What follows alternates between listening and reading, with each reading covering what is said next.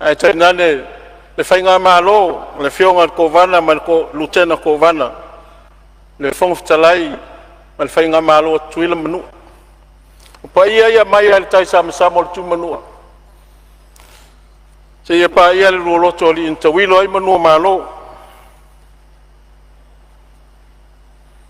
pe foi nea no fa feilo e toilo sunga feilo tusi na whainga luenga lo fisor fono me se foi la fio fa lunga o matanga luenga se sel malo o tupu matamali mo pono ma le fai tau lulu e tua tu ia il finangalo o malo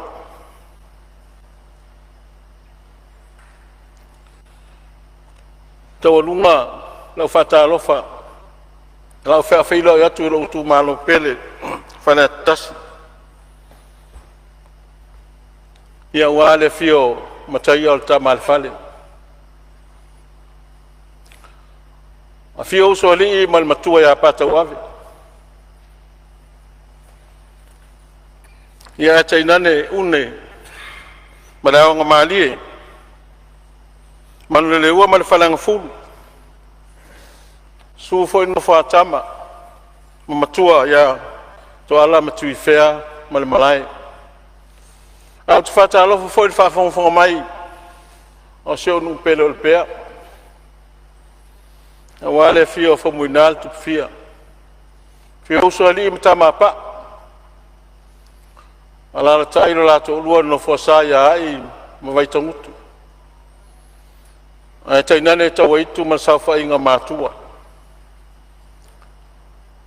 o te fa fe lai foi sunga fa fe ngainga a fionga i patele mta posa ma ono tofi le tua ma sa mo poto awa o tua o le pema vai tangut poto ai sa mo le tu malo nei pe ona sil fiel to tele na wa sa mo o poto ai awa ele manatu ele fangalo ina foi ele loto mal mafau ia se o tama pele foi o tapo i mai valus ful val tau sang ya sona ia mai se o ma inga maluisa o esa la ina mtimuia masautia dao malpo so soani mo lefa moi mai se o uso matua fafine o wo ma me mai faftai o taula o fa moi ele o stato malos ao finangalo o le tua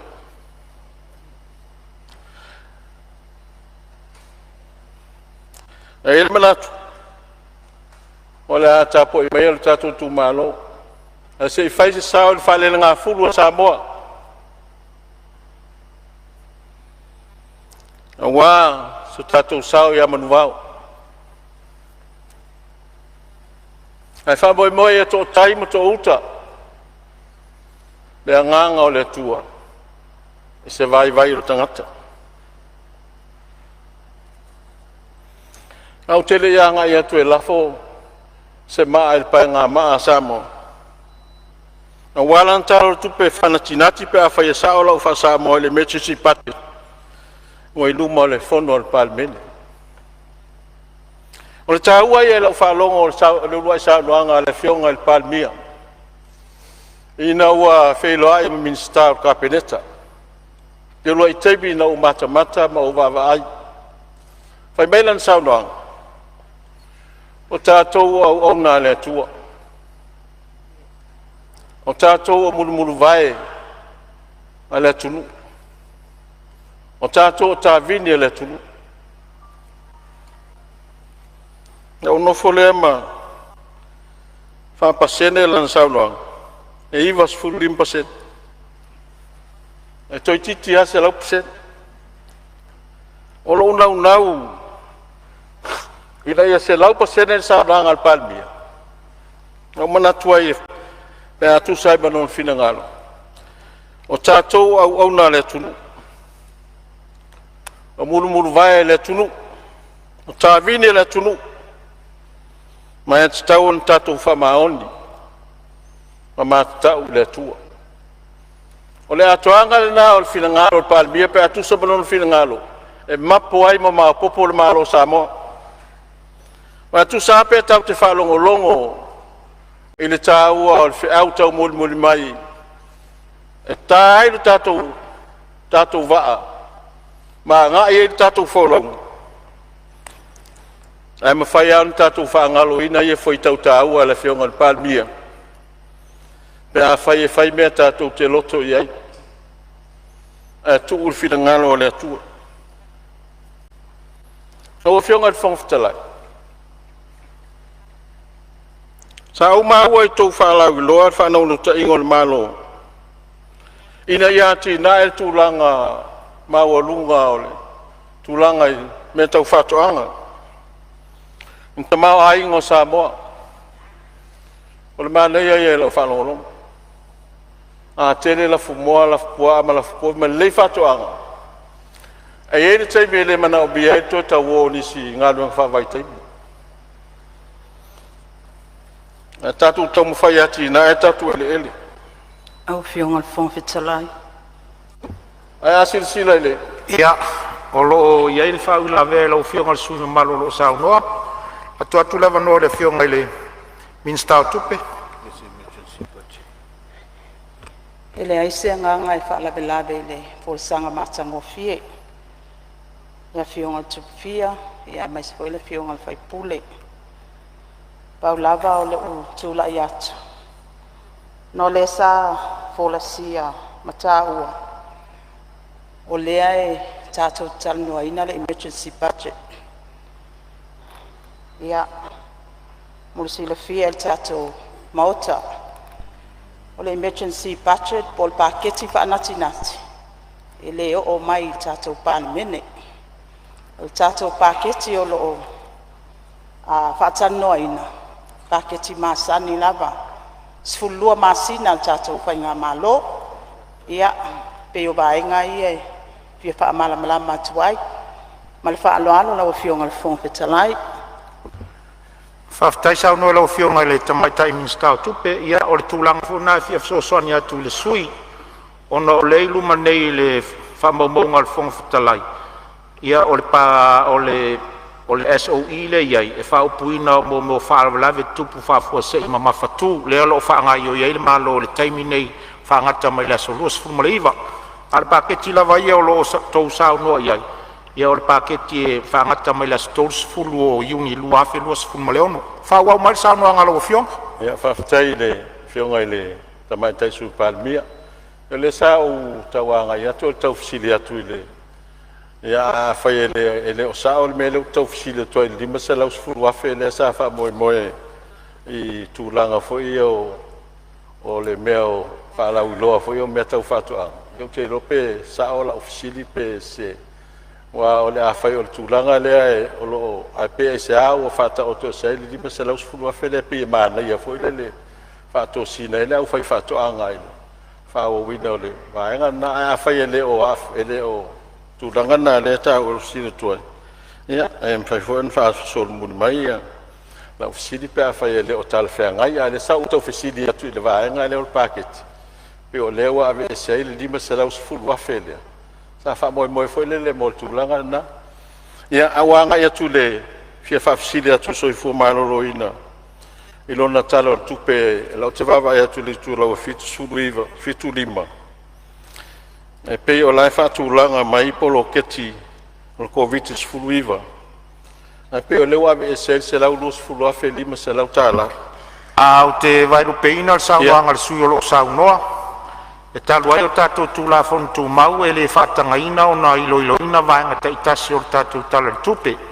Ro i e lava vaenga e tuatuai lava noa ta ilua i sui sfono. E sau noa i vaenga ia.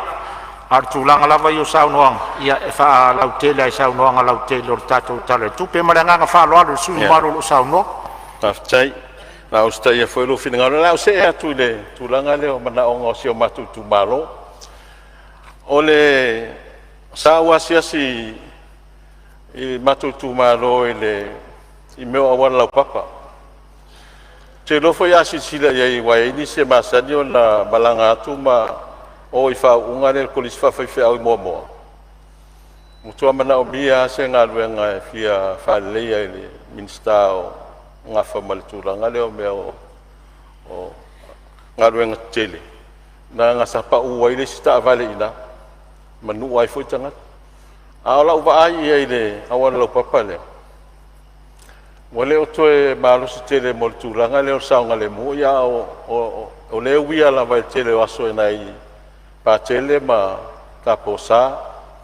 Ia whape foi le ia o nofo ai ia o tau nei polisi whawhaiwhea ui i moa moa. Ia ana whata o toa atu e sisilane ia i le ai ngā malo. Se atu i le awala le e moa moa uta. O tele i lope sa whape whea na whaile na awala. Awala wa ai e pe ua tanu le awala le ala vai, le me tawhele vai. Ona na winga o lai le ia le taibi nei. Ai ao ina tawhele vai, mautino o lo leo. Ia ua o tawhia ese e nā whai nei leo. Ia malem whaeo na malanga mai ai la toule i mo mouta. Ai mese au la le popo lenga le iai. Ia whai e mana o mia se ngase e te ua tawhi whafose i le vai e le mwhaeo na sao mese tawali. Ia pe mwhaeo na sila ane iai le nātu langa. Se mai le tāua o le polo keti le miliona le tāua. Ono le sa whata oto mai le taimia le ataruai i le whainga maro. O le ua umana pāsia le tupe mawhaion whaale le iai le mataanga le i papa se ea. Wana paule o le mataanga le i tono o whaleata. Ia ana o na whamana tōtu ina o na ina le whaimea. O la ua umana whata oto mai ma pāsia. Ia ai li mwhaion la whatiloina. Whaifon si sila nei le tūlanga le o le matanga luenga le o tūlisi. Sa maua sa ile tupetele sa iai e whaasino tonu ai fsoswani i papase ea. Peitai na tāwhia le teimina ua iai le COVID is full iwa. Na tāwhia ile le seleni, au seleni o fsoswani mai fafo.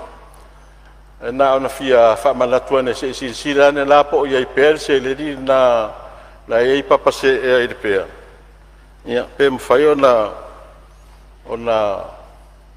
toi whaase e mai pe a whai tāle whea ngai malautu sisila ia. Ina ia whaale le ia tūlanga le wa o te iloa a whaale tonu tamau a inga o tātou le i talo ma le popo ma le koko ma nisi mea. Ai pe o i le o le puna vai le o te iloa le e mwhai ona awala mai le tele o tamau a inga. Ia pe a whai le leo na whaatūlanga le ia in whale ia mataanga ia. Ina ia mwhaio na uto waa mai ia i la tau e mwhaio na malanga mai. O le nganga utu fi whawhitai atu ai mai le taimi o le whainga māloa le HRPP. So mai ma le taimi o le whionga i le Palemene ia fie mese ia o mai le taimi o le whionga i le Palemene ma sui Palemene ma le whainga māloa le fast. O te langona fia whawhitai atu manua maua lava no. E se le matango fie o whalea onga e lua sa whai e le fisosoni mai seina. O le wha moe nei masalo le masina fau e mawhai on wha ulu whale ai. Ai o le langona fia whawhitai atu. Le ngata le whalea onga o le Pea Primary School. A le whalea onga St. Mary's. Masalo atu sisila ia ipe afa pe tau te a fio atu i le aso pe a whataulu ina. Pe ia o ni whalea onga o ni universite. Ia atu no tupe alua o ngā lea wa a fua atu le te leo le whainu mela le iei nei. O le te leo le whainu mela o tangata le matutu malo, ia pe o le matutu malo ai o whalea tasa. Ia e fitu afe tangata pālota. No inga atu whātasi umal te leo o whainu mela o whaleata atua. Ia manisi o au mauma no nofo i whanua ma ele o le nei nu. ia o loo mo le mauina o te loa ua luaoga ia e nei tupe ma nei faleaʻoga sa fausia e le malosaina o te loa le malosaina lea na latou fausia ia tatou faleaʻoga o nisi vaega foʻi ia o te fia talanoa ai manua mo le avanoa te fia faafesile tulava i le mea lea o le tasi tesi ma le 8 miliona lea o le paketi lea laatoe tuuina mai e le malo o te leo matua manino malamalama po le tasi tesi ma le 8 le ese mai ma le 2 miliona po le tasi tesi ma le 8 na faamaea ai le tupe lea sa faatino ai le 5 tausaga o mavae ese mai la le 2 miliona le tauna iai le nonoiga pe afua le 5 tausaga mo le faamoemoe le fast nonoiga 10 miliona ai ese ai la le tasi tesi ma le 8 lea po le faasaʻoga lea ai afai e saʻo lau matau ia ai ase manaia pe a te ua o faasee ane soasoani nisi mea o fia faamaea ona i faleaʻoga ia e lua e aʻoga ia tatou fanau o le simataʻaupu o te fia talanoa i ai o le tulaga lea o le mea lea taʻu o le stock exchange ma le carbon credit po ua iai se tulafono foʻi le fau e puipuia ai ia tatou atunuu i le vaega lea ua peisei e matou atu le vaega lea pe foliga mai o ni tupe fou ia e tāua foʻi pe a fai o ni tupe fou a iai se tulafono e puipui ai a iai loo manatu i loo ua lea taofi a iai se mea faapea ai le talafeagai ma le tatou vavaai foʻi faatusi paia ia ua o le vavaai e le tusi paia e le talakenese na agasala loa atamu ma eva tuuloo iai e le atua ia asala o atamu e ai ma le afu a o eva e fanau lau tama ma le tiga peisei o le faataoto mai inā le mea tau na tatou mulimulitaʻi ai peisei o le ai ma le afu ae pei a saulo se mea foʻi lele o le ai ma le afu ae pe o se faapouga foʻi le tulou le lagagana o le ai afu pei e foliga mai ai lē fesootaʻi ma aʻooga le tusipaia ae seʻi tatou sisila pea ma vaavaai ai afai o se mea o lau fautuaga afai ai lē lelei mo tatou ia e na lafo atuaina ua o touna iai le uta o le faimea te fia talanoa i le vaega le o le ofisa o tausima vaega public trust po o toi iai se talitonuina o le matagaluega ne po o atoatoa ona leu te popole aiai foʻi na i mea lenei aiga le sa faataoto ai ina ia manupuipuia ia mea ane ua o mai lenei taimi ia te leiloa po o fea mea ua agaʻi ai ia e manaia le silasila ane ua alaga o lea e vatu le faatuatuaga o le atunu i le ofisa tausima vaega ia ina ia malupuipui ai vaega faapena o nisi mataupu e fia o iai se faamatalaga o mataupu ia sa manaia ia o lau faalogologo pe a see mai le faigā malo fou o le ua fai le lands and survey o lau faalogologo foʻi lele iai pe a fai saʻoa a fai iai ni fanua na ave le malo e pe agaʻi le estate tausi pe agaʻi faaogāina le malo a fai ua silafia e le malo ua lē toe faaogāina toe faafoʻi mai e leele o te lagolagoina na vaega laga o te loa le telē ia o le afāina o i leele o le aiga lenei mea sa ave faamoemoe e faaogā i le estate tausi ae umaneā ua anu atu ai a faapena faaleiloga e foi la o mai taimi lea na 10 tausaga talu ai e tuumālo i le fioga faamuina ana pa ae fua faafuaseʻi mai le salasi ia e isi fanua e tele mai le 2.10 e tofi loa le nofo e 2.10 se silasila ane lava iai lana o fanua faaleagaluu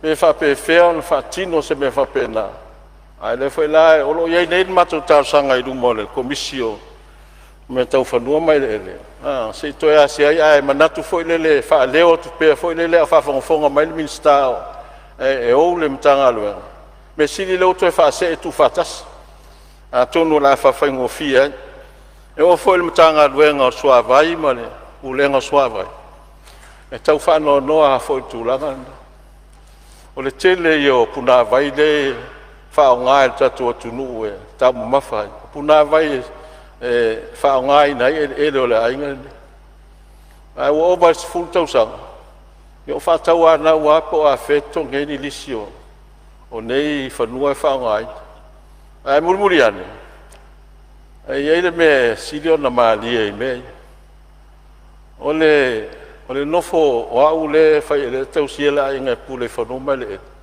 ai o no me ista ngata la la te talatu ele on tangata fa sinoi ile inga de me fa pe fer tupu me fa pe e ala no tala no atu mei o tatu tau mo fai fatas e fa tonu le me sa o tau na nga ia awa fa ye ele fa pe a ver fa pe o se mea se e fo linga o se mea sa no o fionga le fon ftalai e fia ave fo le ava no te fa tai tu ai le fionga le minister so i fo maloloina manua molo wa vanua le fionga ya va ao talinga ya sale au e uia na fa pe ele o ta auto tono packet ala wa nginga malai lan saulanga o ye fa mo e fi fa tu fa mai tele e tu lai mat fa tai wa ele sila mai o le tele a chapipi ale wa sila ile manuia la tele o le tumalo matangata lu wai moni almena o manatu le mamao lo silsila awa le tele o fai numela o tangata le no foi le tumalo nei o la foi e tele ya tina en pisnichi ma le tulanga o talonga a tu wai se fale mai le e tona i matu o tami tu alango lango ina le finangalo le fionga le minister so i fo malo loina ai fa popola ia i pe a fai tu sai banon finangalo ma tua fau se fale mai le fa to tonga i tu langa o me mo o mia awa al mele o te fa longa tu ye e ma fai na o mai fo mai fa pito e fai la to tonga fitinga i tau tonga i nei al fa fita au le tu ele lava ia me fai nga luenga e fa tino i nei e se manua lava me fai nga luenga e fa to tonga i le fale mai le ola fa mo fai fale ata e tolo pulo le fionga le minister ma o te langolango atu so se mea e fa anga i elfo fanga le lumala o te langolango atu tulanga ole o fa moe o mai sa fa mtalanga ele fa mia se tala ile atafanga sangase le apulo to fanga mal falefu fa to tolia le fionga il palmia e tunu fafo tatu talo ina ia lo fangia ele tua o le as teibi fa fo isia se malo se to taliu mai o ia fa tino no vala wina tatu te talo langa o ia u filfili e fo ia ta ia el malo ia tatu fa moe le lo fo le tua e wala mai tong fitte fo ma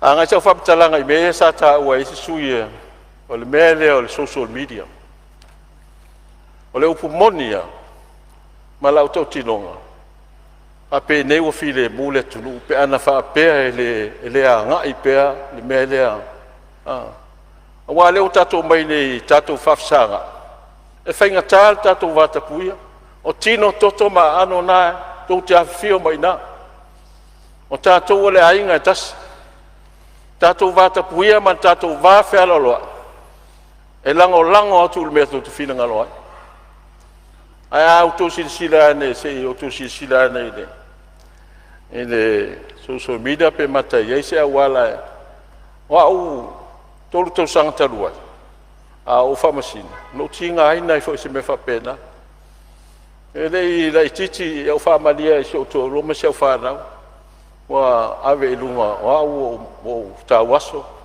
o walu le wheelchair o fama mal toto ele to sisi mai o no sufito sang e fa me tanga te pea na to ai lu fufito to sang fa to elo fangia ele tu tanga te fa ma oni lu mo le tu le winga lo fam talanga o te le amana ia Le foi la pe ona o tātou waia whainga upu ma tātou tausini onga i tātou whainga pālo tau uma.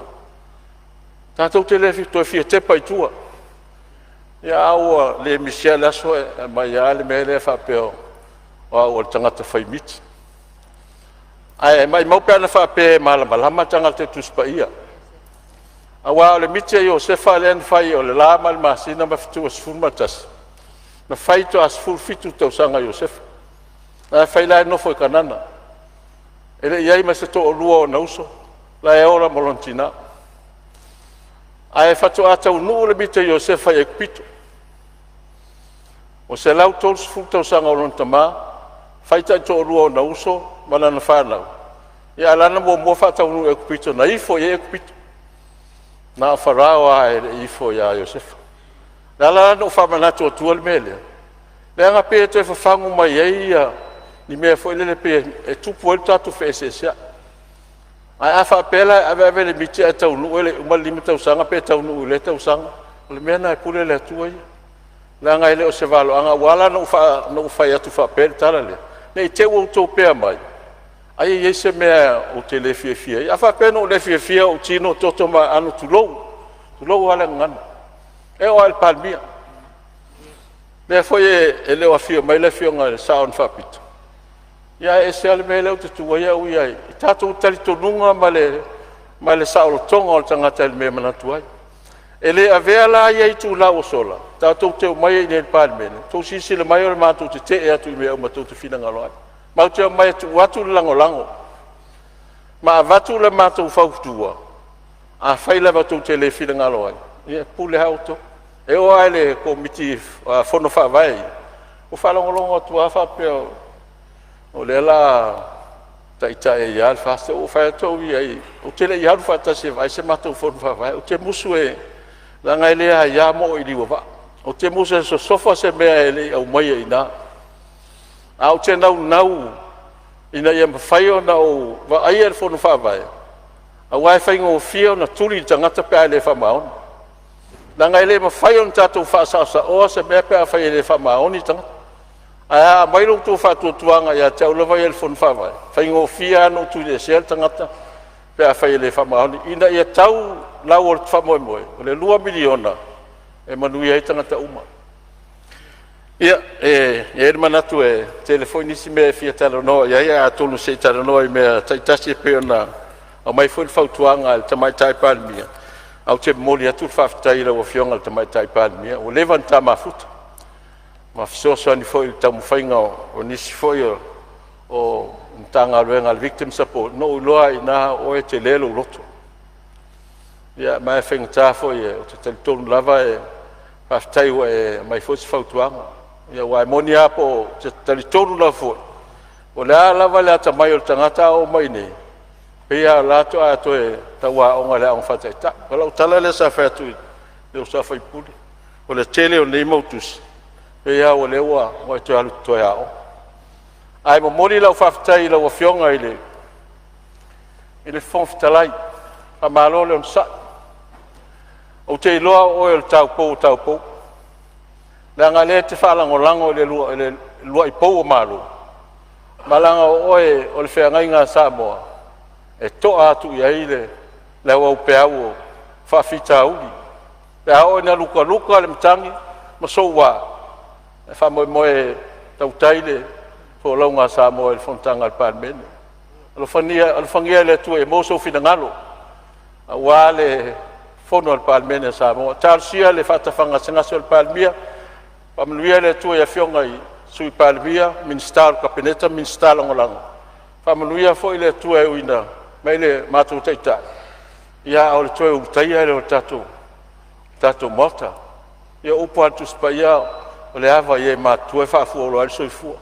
Manui le tātou Palemene ni vāengo le aso.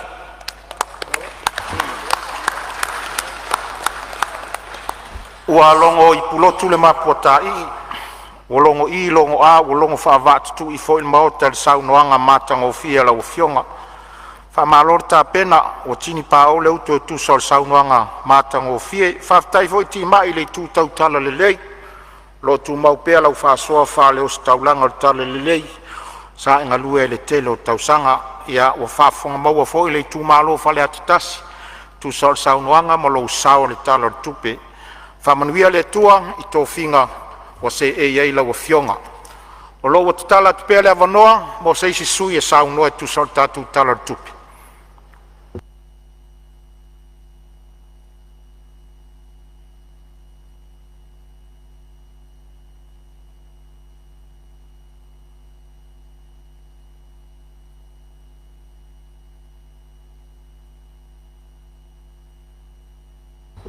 Ia e pei lava ona watu faasisilaga nofoa ia le ua tulaʻi mai le afioga i le swimming star ia o le sui mai a latau e sifo ia tulaʻi mai lau fioga i le minstar lagolago o galuega tetele ma falauaʻiga matinaʻi saunoa ia faafetai lau afioga i le fogafetalai mo le avanoa ia ua leva ona fia tutulaʻi sui o a latau ia ona e alu lava ia lafua o le tatou fono ona o lea o matou le komiti peitaʻi faafetai lau afioga ua te faletauala ia ua mo vave iso matou avanoa leʻi o matou lē aulia taeao lou agagae faamanu atu ia iova o mea uma o i tonu ia tea faamanu i lona suafa paia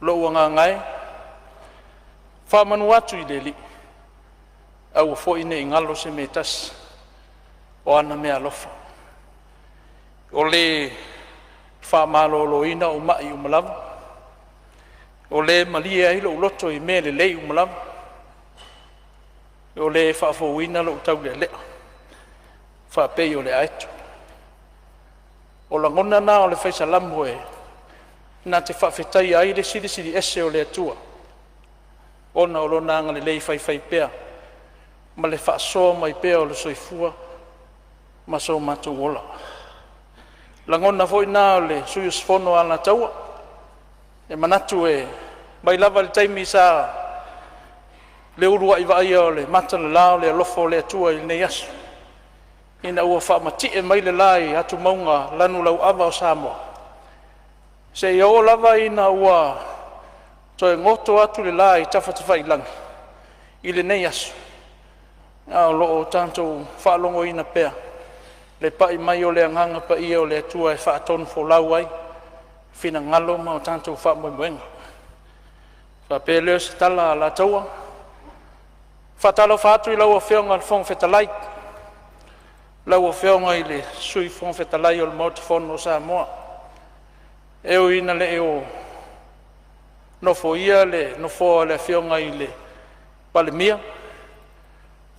le sunga i ala auli o le mali atoa polata i vao Smith peitaʻi e o loo mai moa mai i upenga te whailangi au te whaatalofa atu i lau afeoga i le Palemene ma le faletua talusia le taʻiliga gasegase ia faafoisia e le atua lou malosi le lua sase lua sunga i sui Palemene i lau afeoga ona po toe lupe ma lau afeoga mulipola ana losa ma lo le faafoefoe faatalofa foʻi i afeoga i minista ma malu o le kapeneta tainane sui minista po sui lagolago o le kapeneta faatalofa alofa atu i lenai tu o le vai le o nofo ia foʻi le nofo o le afeoga le taʻitaʻi o le ituagai peitaʻi o loo alala mai le afeoga le sui taʻitaʻi e maise foʻi o le paia lasilasi ma le mamalu ese o sui a faipule po sui totofi mai a le tatou tumālō tatou sa fili tupetoa ai le mamalu o le tatou atunuu i tumālō e 5 tasi tatou te mai e lipoi upu o si o tatou atunuu faatalofa foʻi i ulo o matagaluega ma ua ofisa ua mafai ona o tatou mafuta pea i lenei aso atoa lausuga le failautusi o le fono ma lau vaega ma lo tautua faafetai o lea ua taumafa le maotafono viia le alii i lo tausao tautua ua le maotafono o Samoa lau afeoga i le ao mamalu o le mālō ma lau masiofo faatalofa atu faatalofa foʻi sui o le fono sui tofia ma o tou faletua le mawhai o na ngalo le tapuainga le leoa au na totofi le tua e so se fale tapuai mo so se fale tatalo o lo tau sao i le tau atina ina o le malo Samoa wale tapuai o whaiva matiute whanono manu whaturi vai ngau i so se nuu ma so se fioang whawhuna paulia e wā lava le tatalo i le ao ma le pō ina ia manuia whaivao Samoa. Whaftai le atua ua e ma le manuia le nei aso. Le whatama so ali inga ma le whatautainga e le ngata le uta ma le tai sa sae ma sisifo o Samoa o loo mai moa mai atu ne mau i penga te whailangi whatalo whatu i lo tu manu. O se i tū la tā ua le nei sui usfono a la taua. O te whatalo whatua i lo i tū malo pele o a la taua e sifo. E ua aina mamau atu i sa vai le mea o lo tō alala ma tapua i mai ai peitai. O lo langona pea i au talinga tulou le mawhanawhana o la o tō te talo o te malosi ai. Whaftai lau pule lea. E uia ina sai ai whita malu i tau o le palota. Peitai o sola na nafi o la Paulo. Whangalo mea o tōna. E le aiso tātou se au ngā mo i tātou. E tātou tau whetuli, maturi matai pea. Le ala tanu po le manuia o lo whaatali mai e le atua mo i tātou. Mai lava i whaatoa toa, se ia pa ia si o savi. Whaatalo whaatu. I le fio usoli, malalatou tama. Lau whetalenga mo e mausu mo lo fuaiala. Ma lo tapua. Sio nu pele o ne yafu. La lua tama ingo ta titi matua iau wha. Pai o le ainga sa mo leo i o le ainga malos. Whapea tapa au ma inga. Ma lo ta talo. Whatalo whatu i sio nu pele o whale lima. Nofo a tapa au mwhalpea. So sunga lal muto atala ia tai tuave mutanu masa. Pea lau whitalenga forsa o fonga papa. Ma le malu le ala tau. Tapua i maia seo tu malo pele. Se i faiso ta sao. A wā upu whai o Samoa. E le tapisi na wale la unga ala tau. E se ala unga whatau pou a tamari. E se foi la unga me neo tula fale. Lau a whionga il minsta o aonga. O loo whawhisidi lava loo sui a wai ona e. O loo toa lia al fale aonga o le. Kolisi o ala tau e sifo. Manatu sa o su e ina ia. E se toi sirisile nei lau o whionga malamtanga luenga po whele e toa lia ai le mta upulea. A whai o le ai o se donation. Ia po se grant. Ia whamulmuli. Ia mana umbia lava ala tau e sifo se whale aonga mo le nei lima tau sanga. A tau mai tau iai vai ane lava le sa mo whafonga ma le malu o tato fono. Ia e usu ata mai tiri whaafato i le waweao. Whato ato e wheiroa i wha maolato matua ina ua tangi le aris. Ma mao i o le me tuli iai. A langona na o sui usfono wha mole lau a whionga ona pol. I le minista o aonga wha mole se i sisi dane le tausanga se o tu malo. Ia ono o mai le awala. Ia i le tau wha leo ina lewa uma on whaitu tausanga. Le wai lima nei o le whionga le minsta ia e tari maia. Whea lava se aso le a o atu iai whamanuyanga mo oea la tau a walo o wala e amata atu i le a walanga ale malo se ia pa ia le tua oi mo whalarupu. Ia e fia whaaleleia a wā ia sa whewa i o le ngata o Samoa o siu tatu i tū malo. Ia o siu mātou nuu fo o se nuu e se tū malo. E tamau a inga tele i le vau, ma le sami. Ia, masalo tau sa ili lava ni maketi a veli tatou awa Samoa. Ia, a tāptua a voi maia, ia o lo sa ili lava ni maketi. Ia, onisi o mea e le tele na wale tau sanga ala suia. E le lei lava le ititi, ai whatino. E le anga le sona tele o le la. Ia, ai le whatino ina. Ia ono o mai leo sa u whamatalanga i tala le tupe.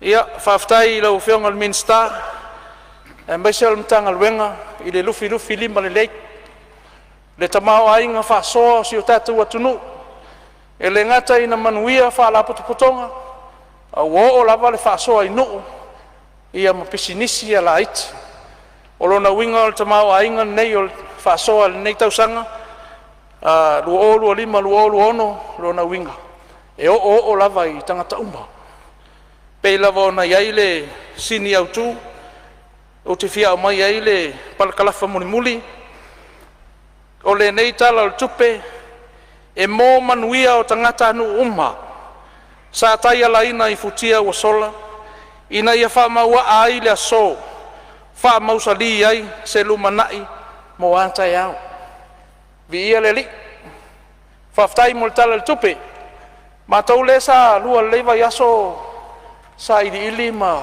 suʻesuʻe le tala le tupe e leai se me leʻi oo iai lo matou fesiligia o alaga tupe ma alaga oa le tatou atunuu i tupe faatatau o le mea lea faafetai lau afioga le minista o tupe mo le tala manino ma le faasoaina o le tamaoaiga faasoa ia ala tau e sifo sau se taimi tatou feiloaʻi ua uma foʻi le lauga e le umina ua se faamatalaga le aga e ese a mea o lauga a mea o tulafale ese foʻi mea o lauga faataupou a mea o tamaliʻi ia manuia lau afioga le fogafetalai faafulu mai le lagi lau tofā ua le tautaina o le maotofono o Samoa mai se foʻi o suia maluuma o le maotofono o Samoa lua susuga i sa selua i sui Palemene ia maua lulua ona saʻi ia e taʻi ai pea ia futia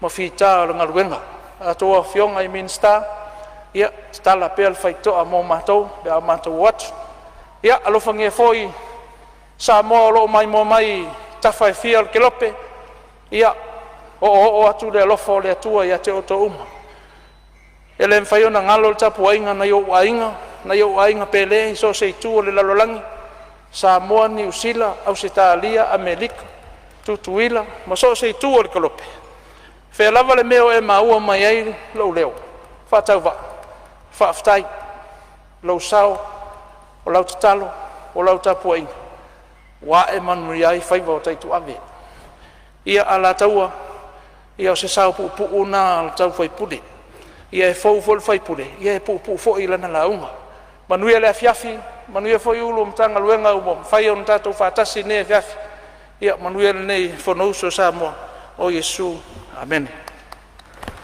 malo faafetai le saunoaga lau afioga i le sui mamalu ma o le sui foʻi lea o le komiti o tupe maua ma tupe totogi malo faafetai ia o alafua ia mo sui o komiti faapenei faafetai atu foʻi le tou galuega sa feagai ma lenā lua vai aso faamanuia le atua i le valauina o loo ua faafofoga mai lou tumālō le siʻu o salafai o loo ua oo lava i ai lau faamanuiaga ia manuia lou valauina o loo avanoa pea le maota mo seisi sui ia ua le tatou tala o le tupe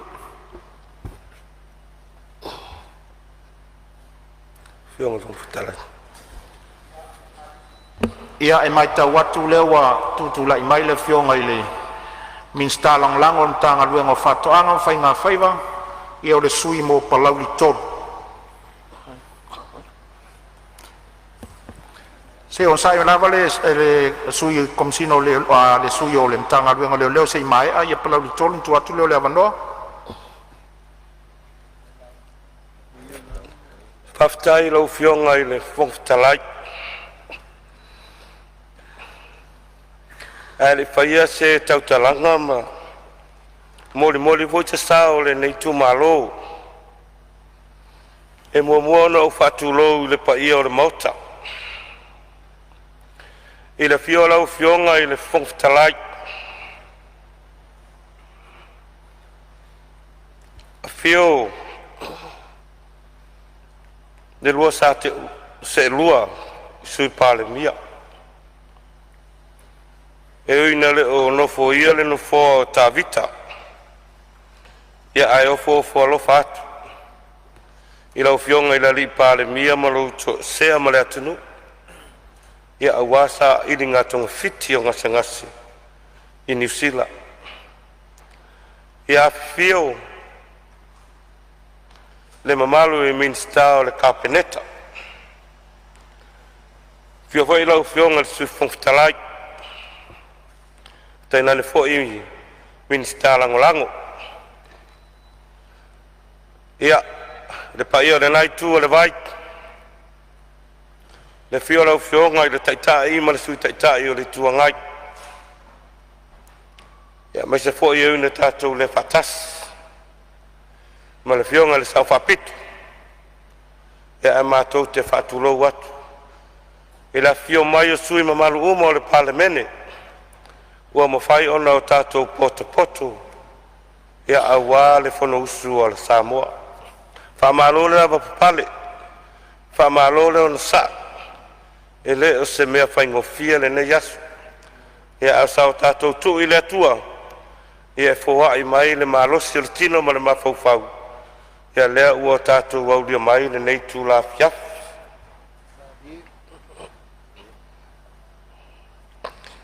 E fia pai fo se tau talanga i le tapu inga mamalu o Samoa. I le fio lau fionga i le ao le malo ngā lau whalitua. A fio tau a fionga i sui o le fono a sui tō fia. Mau tau musiofu. A fio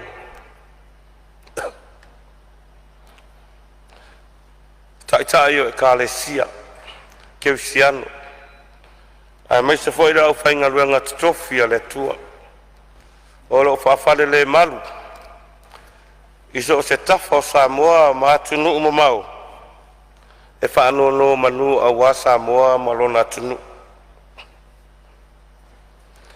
e mātou te whia pai foi i pa ia o whaurulunga o matanga luenga whala tonga tūma oti al tātou malo a me te sui o pūlenga o mawhai ona o tātou poto i le neia fiafi le whawhelo atu fo i lau fionga i le whailo tusi ma le sui whailo tusi ia tainane le ofisa o le whono awao e mātou te whawhelo ai fo i mo fōwhalo whatu i lau fionga i le whamsinsili. Tainane le presidente o le whamsinonga o whanua suafa. O li imata maitai i whamsino. Ia man mamalu le ofisa o whamsinonga. O le tawhatolu lea. O pa ia whata oto le malo tu totas. Ai o te fia pa. I pa ia o Samoa. O pa ia, awa a inga ma o lato tama. O tama ma o lato a inga. O le usonga pule ono matumua. I tu au ma la taua a inga i le tai ma le va au fonti. O te fia pai fo i lo tato motu sa. Awa sua ma le vai whanua. Fo mai tūlangi. I tu au ma la taua. E lau niu na sae lua, to o le whale ula matama o le manua tele. Tali tonu leo te lenga leo pa ia o Samoa. Ai le nei taimi, o te fia whatalofa, mo o wafuafu alofa atu isi o itu malo pele, masi o matonu. Te matonu o vailoa, ma le itu malo palaudisi.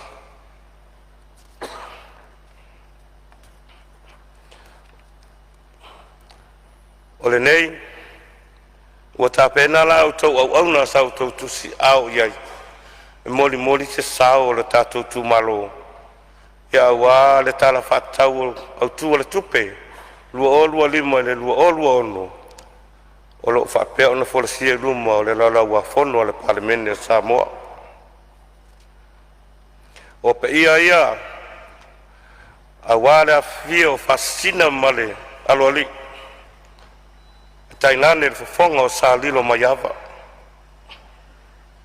ala tai lo lua sale tau rua au tanga vai ma matafa tolu wono male a inga le fale lima molo tau fale na fau yao o le paia foi awala fio le matua ya mai malatu ai tainane le nofo ali awa sa vea mare moa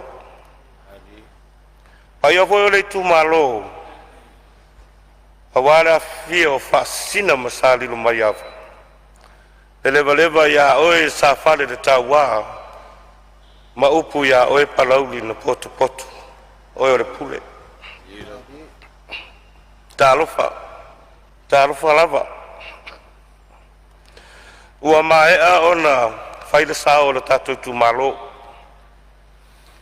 avea ai lo tou tofi fatauva e fai masui o le komiti o tupe totongi ma tupe maua le tatou Palemene nei ua maea ona lau liuina le galuega ma o lea ua i luma o laulau afono ia aua se fatou falaʻiga a le maotafono o Samoa ae avea lenei taimi seʻia upaʻi lava i mataupu o le matou i tumalo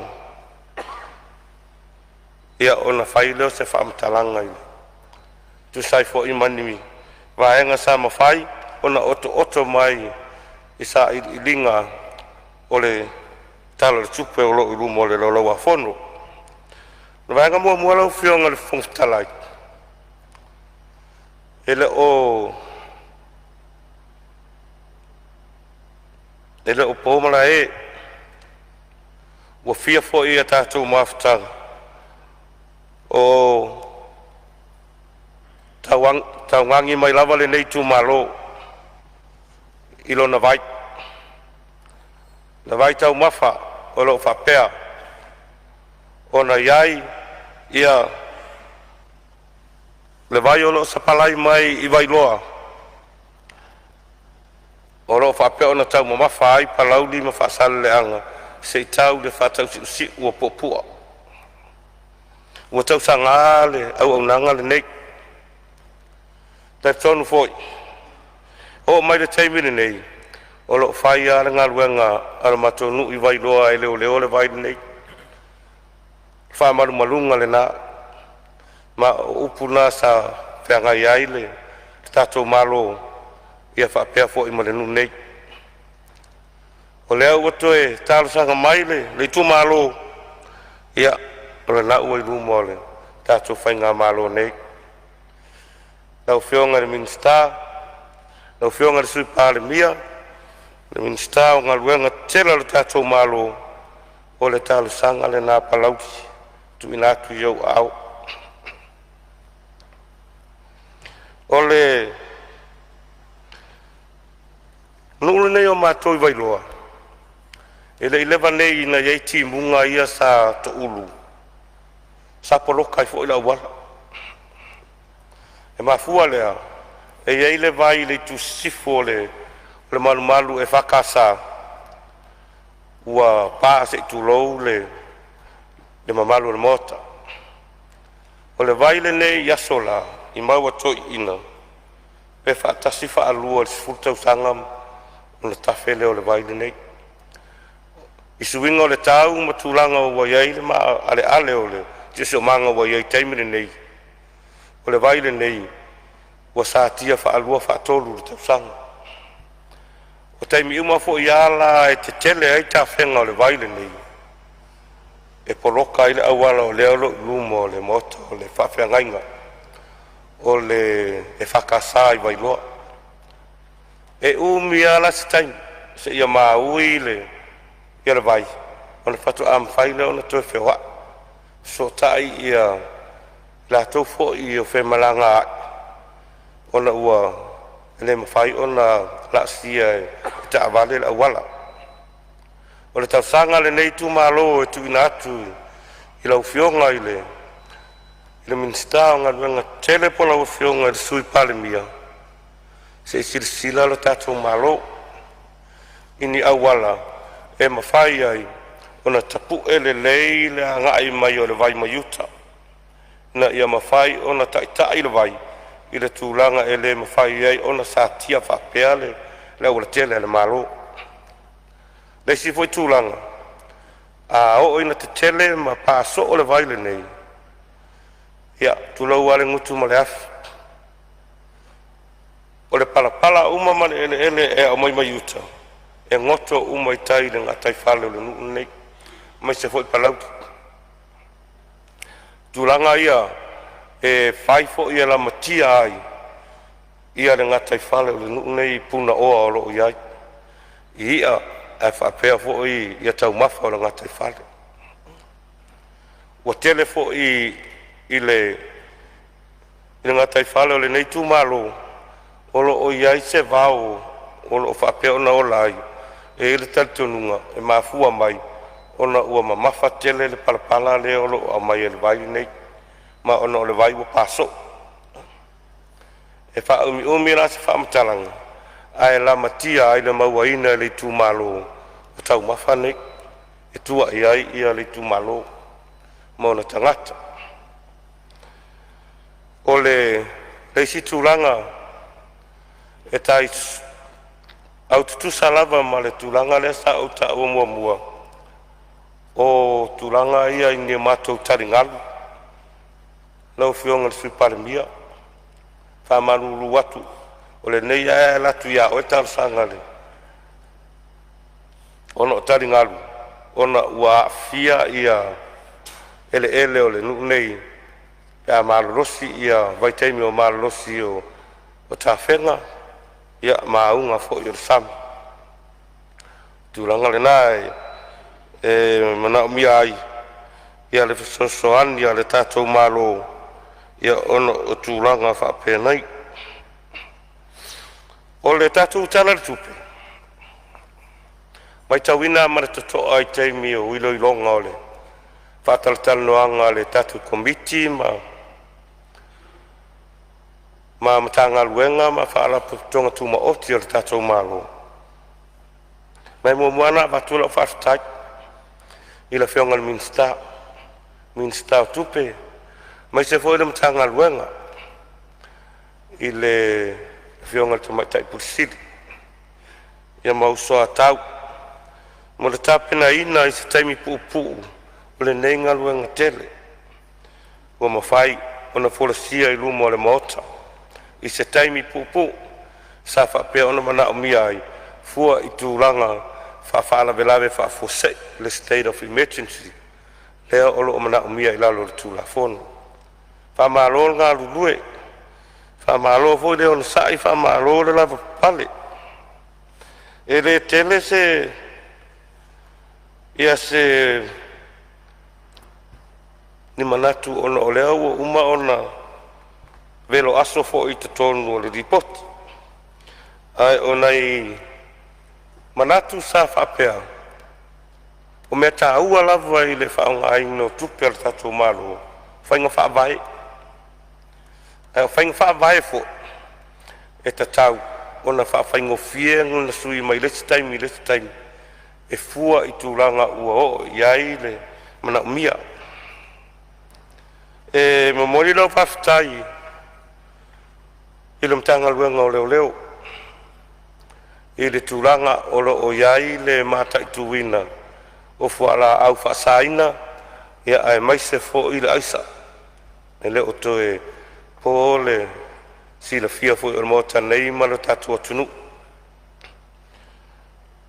ona e mo'i lava o lea lava o lo'o atu o lo'o fa'auau pe nisi fa'asoli tulafono tulaga fa'apenei ae o lo'o mafai lava ona fa'atinoina le galuega a le matagaluega o leoleo o le atu ai le fa'afetai sui komisina o lo'o fa'apea ona se'ei mai lenei taimi e fa'atalitali o se katu komisina ia ae maise fo'i ia malu o le malo i la outou galuega faifai pea o a'u e o lo'u nei sui o te lagolago tele i polokalame fa'atisi'omaga environment I le tulai mai, le sa tulai mai, se ta se sui mamalu. Sa e winga, sa saunoa e winga i le paalea sa ngoto i le atu sa fata. Ia. E ei lava se manatu vai vai o le nei sui.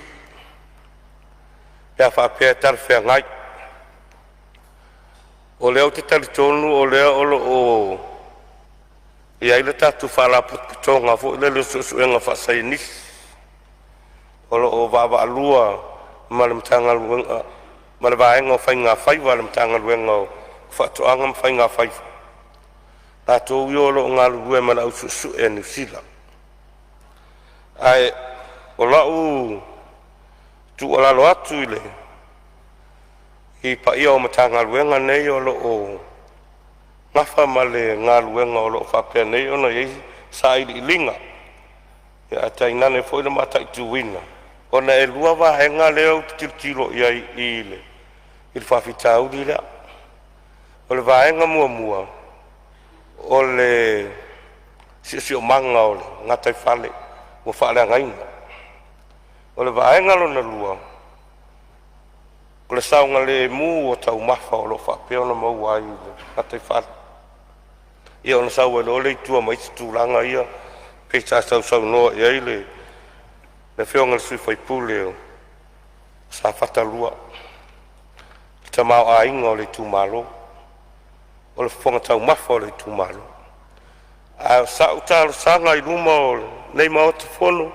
i matanga luenga e mānei a le wha au au o tatou sa ili linga nei e fo i le so umanatu a whapea e le o lava le capacity al kakus frost e support ai ia research ia lo fai o le ale me tu ua e le malo ai le sosoani e tatu fatu su e nei o ai le ngata i le taimi le nei hei fo i seisi taimi o luma e le tatu te le mailoa ai o le me siri mataua o le uta tonu o le tatu loto i fale le tatu malo tatu fatu su e nei au ngā tele.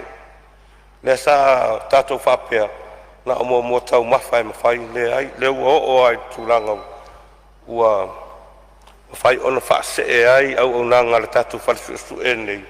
I isi fo i waenga nei e pei ona a fia mai le tūlanga lea. O le tūlanga lea le tau avatu e semanatu. Po o mai le saunga le mu tau mafa nei o loo maua ni ngatai whare. O le vale nei, o te teletonu, e te lese radioactive material o lasa iai. O tatu o ngā sami, e iai ale radioactive material from the nature, i taimi la o fausia ina, i la matanga mo il fofoanga. A whapeala o le iai tūlanga whapea o le amai le vale nei, tātou te leo mautinoa, na o sua au ule ana pi tele i le tātou ngā luenga lawe ati. E te tau ana o tātou sa ili i tu atu o vaenga na ina i mawhai ona tātou o i tūlanga whapea. Langa e le ngata i le soi fua malolo ina o tātou tangata. Ai e bea fo i lea malape o tātou pea o tātou tau mawhai. E a bea tātou i anei export. E le sao i le export a tātou i anei ia maisi fo i tau mafa o lofa pia o na fia. O whainga wha vae ia sa au tala no iai. E iai o tonu o le tatu tala le tupele nei. O le iai le vaenga tupe o lo ave le tatu whale tupe lea o le whale tupe o ati nai. E tua iai a tatu au whai whatuanga. E la tu nona tupe. Le mea la le sa o ta uai whainga wha vae i teimi o sola. E fua i le whainga wha vae e ma whaina whai ai. Le ma whai ona excess i ai tangata ia sa take de tātou e la tau te au i ai tupere nei. E te talo tuai lau whionga mina tau tupe ina ia sila le lei tātou whainga wha vae. Na ia mautinoa e anga waa o tātou tangata e lima vai vai a o loo iai le maalosi i le tupe lenei i uma e foʻi e tatou te o atu le fale tupe a fai mai ala su e maigi au kawentoa se toʻalua na uma a lea ma e nofonofo ua le isau me fai a o le mea lē vatu e se manatu ina ia faafaigofie ona agavaa ia ai tagata ia o loo faapea ona o tatou sa o tatou maataʻituina ina ia agavaa le tupe lea ma o tatou tilotilo isi tulaga i le grace period e mawhaina toe tongi ai tupe nei e fua agaʻi ati na e tagata nei o loo faapea ona taugafai e fai o le manatu na e whainga whaavae foʻi o tatou galuega ia whaavaitaimi pei foʻi ona sausaunoa ai nisi o toʻatoo o le tulaga foʻi e tatau a ona fai ma te tiritiro i ai iloilo e tupu lava a toititi ia masina uma ma tutupu mai faafitauli ia alo ma fanau o le tatou atunuu i fafu ae mafua mai ai whainga whaavae e loo malu puipuia ma e tatau ona silasila mamao i ai te wafionga i minsta ma le kapeneta ma i lea taimi o leisi vaenga ua pau ia tau ao lo utumalo tele i o sui sa sausaunoa mai le mai lo matou motu i salafai i mea i o malai taaloga e auai foi lelei tumalo tasi lelei tumalo malolosi tamalakapina au mai tonu on man Samoa la sira fia ele sui mamalu ia lo au ai o talsanga le tumalo le nei o sava ia toa ele ei se fale koleni o iai kere lo iai fasa mai ja opea o tele iwa ai se chimi sava o koleni e fai amatu sava ale o ape kai fast food kam sangon malai o me dole uma o le sta alonga le temile nei o le ngata i lo walu le malai e sau si ina i wait ya a me fa ngafo i male mafufau o i lai palauti la ngana no fa ya to palauti a me se i vai lo la ngana fa ngoi a vai lo e o ai vai o vai uma pe ko sidang kele vai o ngunga tiang o tamo ai a fa pera lo fiong minska talonga a vakus farka alo e fai vai lo vaki e menka kum me e kulenge i ya tam fa ngau o mo ku sawa ma fai e la mangi swimming pool vai e fiu fa nga vai ile uma vai a ole makua makaukia ole malu loso kama sawa i ola fa penga mau mai ko ngol farka alo nei lo fioga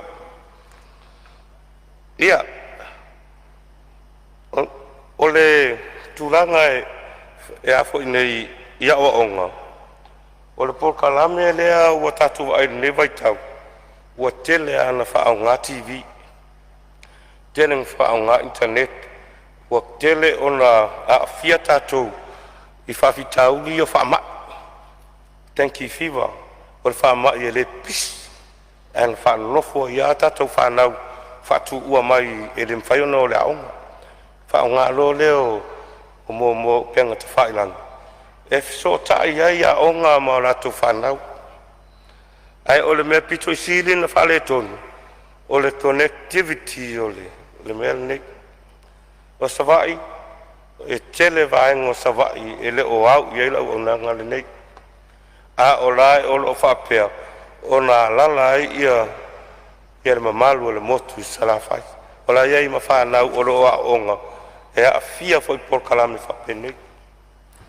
e ta ua tele la e la mato i tu ya tu le lo fionga le minstao so tainga teknologi tu langa fa pe o lo a fia ile e le fotasi se nu i sava a le motu a to i salafai se te silsila ia ina ia mafai ona maua o nanga nei e tua ia whana tua ia isi por kalame e whai to tonu o nuu ma whioanga ina ia mafai ona maua ia whai ngā tonu relei ia matulanga whapena ona whai ula o sa tautalanga o te toi fia fo ia e ora matonu ma le tumalo ma moli ele whaftai ma le whamalo pa ia le tumalo a mai se lo unu i vailoa a mai se fo il komiti o tau sa o tau tatonu wina lo nei sui ia awa le whai ngā palota Samoa le ua mawai whaftai i lau tau pureto ia a mai se ai lau tau tatonu wina o lo whatau wa e moli molia le se leo lo tatou tumalo i le nei 5 tausanga o te whawhei mo lo tau tali tonu wina o alu nei na le palea na o lo tu i le atua e whamanu atu na se maalosi au mai atea o na wha leo le tatou tumalo i to tonu o le tatou Palemene nei ina ia mawhai o na maua atu se fisosoani mo le tatou tumalo sunga i whawhengainga mo la tu whaletua ia mai se foi tu ua o tātou nuu taitas vai loa o vai tō muli ma whaala ia angale leile tua maua lau tau tō wha maua le whau tau tanga tau sirifi le mua palauti ai se upu wasala i lau tau au anga a whapea fo i ele i au le sao le tātou i tūmalo e whai aso le tua e toi oso fo i le la atae au maua fo i malama e toi maua fo i se malosi o lau tu sui ai mo le atu whaftai lau whionga le whangwhatalai mo le avanoa ua tu ina mai le sui o le nei tu malo la mātou talo ia ngā le lei le atua whamanui a lau whionga mai se fo i sunga i le whionga i le whai lau tusi mo lona sui ia mane mamalu o le ofisa o le fono o lo whapea o na vai ma 5 i lau whionga ai mai se le Palemene o Samoa whamanuia ai lua whionga i sui Palemia o minista o le kapeneta sui minista mai se foi le lai tu i le taitai ma le sui taitai o le tuangai ia ai tainane foi le whionga i le sau whapitu ma le mamalu o sui usu fono uma o le malo o le Palemene o Samoa whamanuia i lo tau talanga atoa o tau o 5 mawai i ai le Palemene o Samoa ia maua lo tau watamai maua lo tau maros ai ola le sui o palau le numero 3 i le alofa malanga le o le atua soifua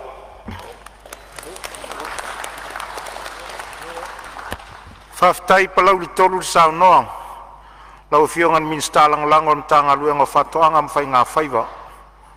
Whaftai mo lau sao a mai se lau sao te tonu le komiti o tupe maua ma tupe tutongi.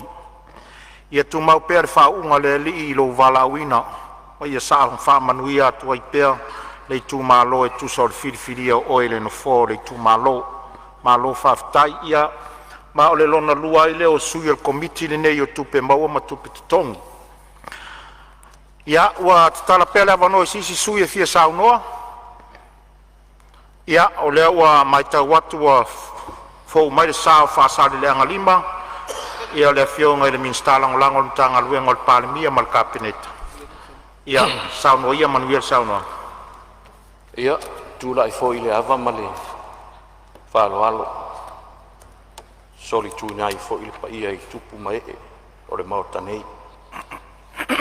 Laua fionga le fonga whikalai whaftai mo lo wamnoa. Ia whaaleo fo i se sao ia manuwao. Nei fo i tumalo whaasale anga numero 5.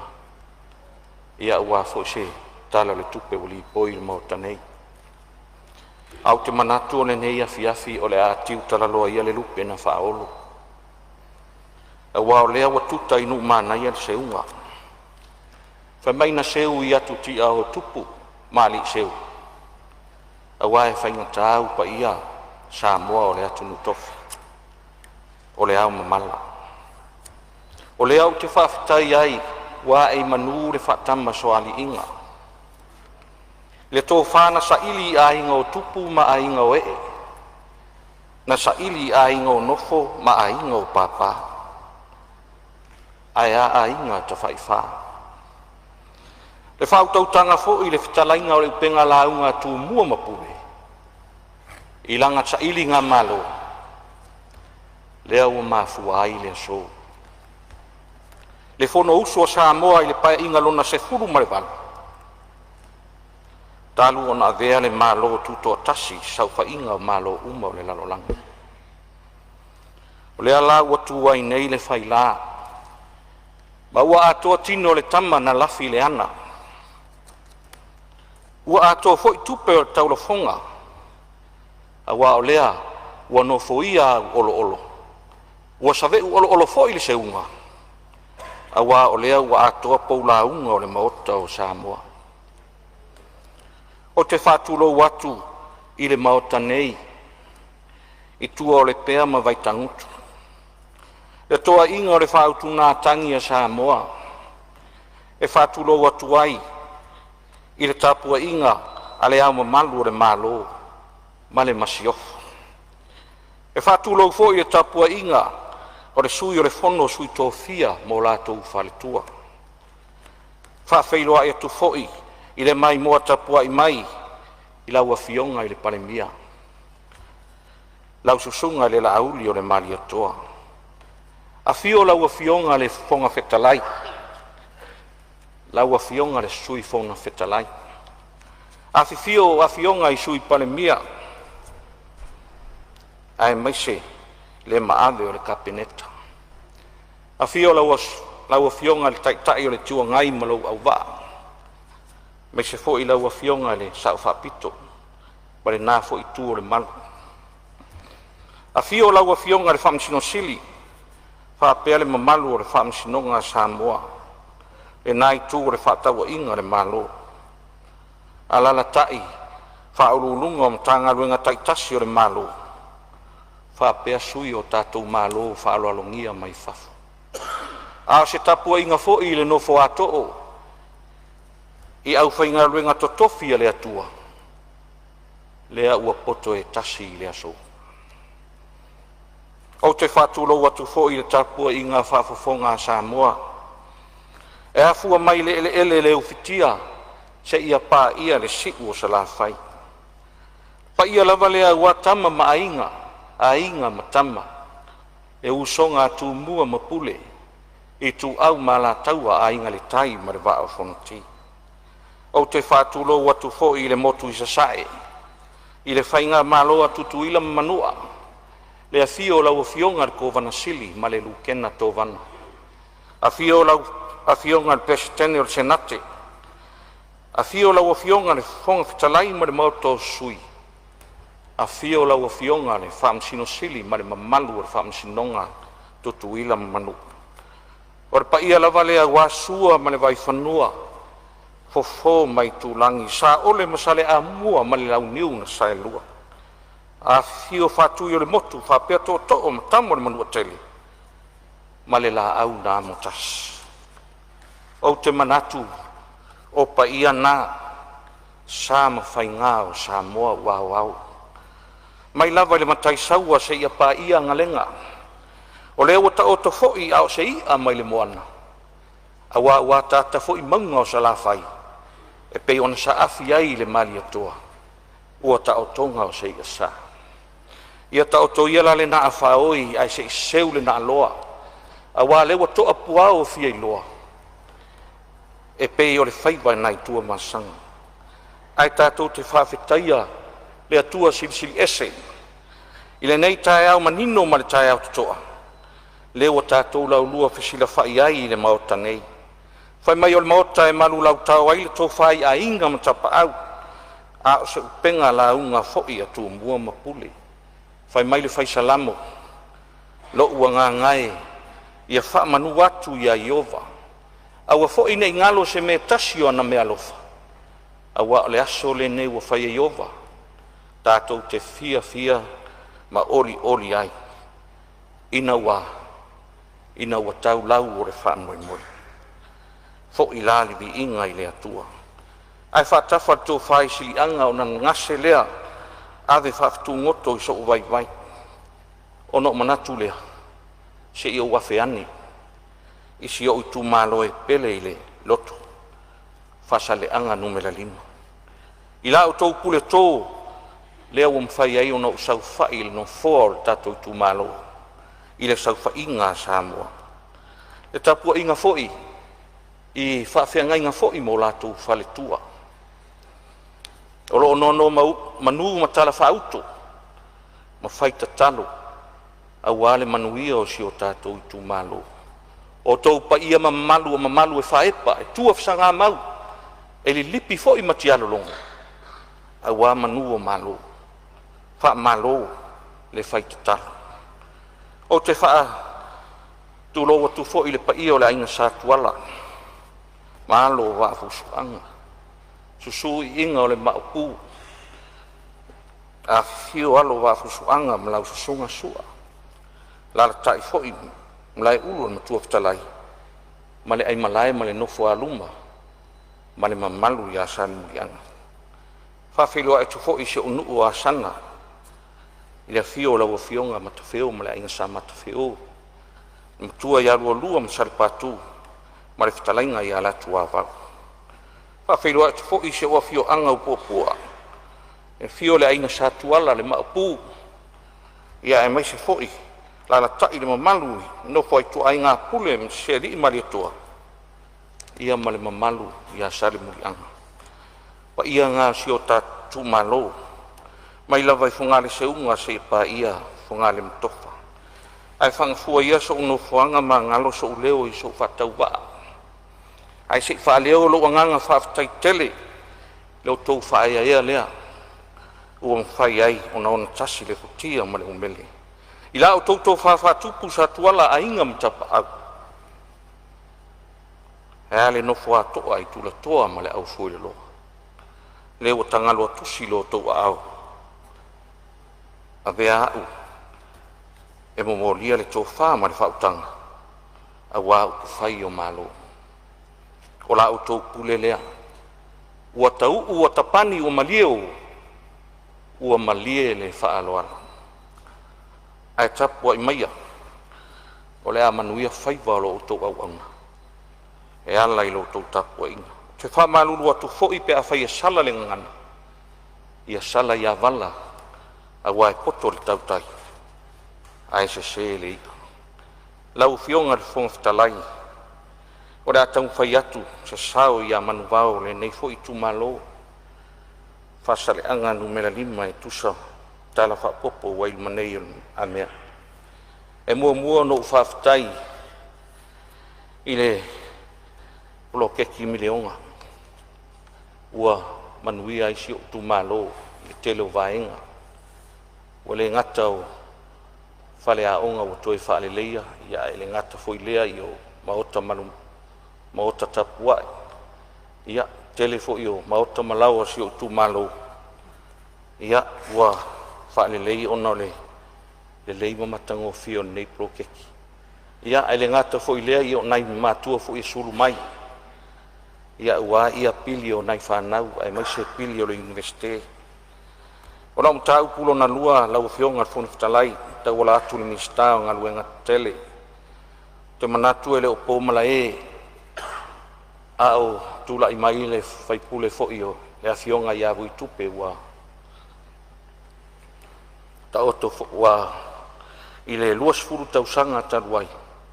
Le o te manatua sa ia ta ua i le li potina mai le au ala si male o si o tu malo. Le tua o iai alano masanga. Ia te le whaafitau li watula i mai le au ala si ma. Mafuanga. Ia wa te le walau tele le vai ai la ititi ia le ala e anga i tai le sami. Si la fia fo ila o fionga le Fonotaga ia pe fo le minstao nga luenga tele. E lua faritali malo ta ua la vasio u tu malo sai le pito i tai.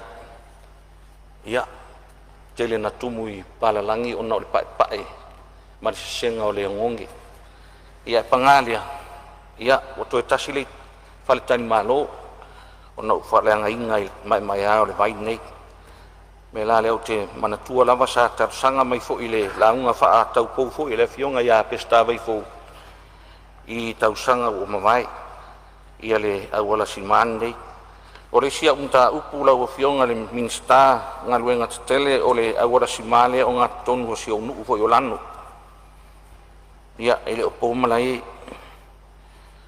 na tawhea I le pas ia male liu ai fo ia nisi o mamalu o le atonu manunu anis whaaleanga ina I fo ia me tō tino e pe o ta vale me la le ta ti atu I au tafa o lau fionga le minsta o ngaluenga tele se e to e tanga I fo iai le sia unta upu lau fionga le minsta o ngaluenga tele ia tari ngalu o si u tu malo o te whaftai fo I le whainga malo o mawai atu le sa whaatino ai tari ngalu o si u tu malo ia o taimi nei ia to e whaale tonu le si o le tau ai mise le malolosi o ngalu ia o le nganga lava ma le whaamoe moe o le manu pupui o mea tō tino le malo e ala I awala ia e mai se foi na ia inga foi so tu malo lo fo lata I foi ai ia ta tia tu na mo le mare faro lava o le si au mta upu lau fionga le minsta nga luenga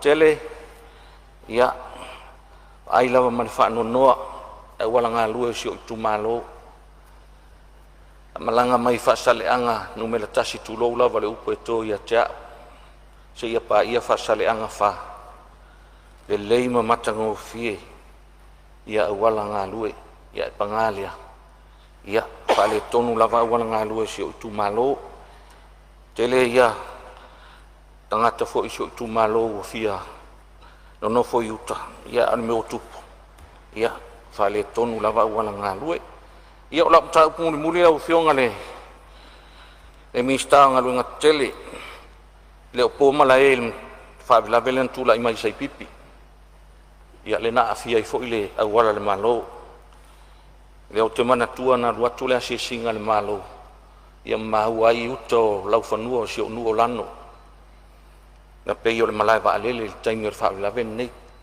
ai o te wha fetai le atua ana le sau le vai le atua e maua mai le isi mata o le vai ia se manu e toa tele lava ni soifua mani olo le a mai mau ai ia e toi tanga I fo lau a fionga au a fionga fon talai ta wala tu le fionga ile minsta nga luenga tele se toi fale le vai le yuta se toi fale le vai le I ona tafe ala I le mea e tafe ngai ai o le mele I a ulu tafe ngai yuta I a fia isi mai tu malo msi o tamam tua ia tea ia mela lea se I toi sila o I fo iai ia war fale le I o le ala le vai ia tele na ia umta upula iti ia e o te manatu ia o te whaftai fo I tō whauae I le blokeki leo le miliona ia la toi moe fo I le miliona vanu se lau a whesi o I tu malo ia whaale le ia ina I me la iti ia o te whaftai fo I lau o fionga le minista o tupe mo le tala tupe whato toa ma le lima le lei e matua italia ina la vaila o tu malo malangolango ina ia le tala o le tupe ia o te manatu ia paune o mta upo si o tu malo o te whaftai ai lau o fionga te whonfutalai ai o le afo isina I futu ai o te asua tu ai malu I puenga whafonga Samoa pe a whai wa pa o papa I tua ngaru se leo le tu malo wha malulu atu fo I lau o fionga te whonfutalai o fono pe a whai wa pisi sami se manatu matua tu inale tu in fo Samoa awa mau ai le malo si o le o vai si o tu malo pele ia ta sauna to e oso foi le la pa tai la to tapo inga e fa mangalo se leu mau to fa lo mau I la fionga fono to fa ia fionga I sui Palemene mau ar fina ngalo to e fio Samoa o to lupe fa lele na fa ia mai le fui so ala pule manuia o Samoa nei mata ia manuia le fono soifua Whamalo lau fionga minsta langolango o mtanga luenga o Palemene ma le kapineta ua tau le ai o la penga whaftai ta pena. Whamalo le sui le ula a o sou sao ia manuvao le talo le tupe e mautino lava o lo mawalunga le tapu ai mai o lo itu malo le whasala le angalima sa filifilia lau fionga. Whamalo le on sa il pa ia o le Palemene le nei vaenga le afiafi. O lea ua tātou tonu mai le taimi o le tātou malo longa o te whaasilisila atu o le a whatatia ese tau o manga le fono au fai tū la fono mo lana malo longa 15 minute.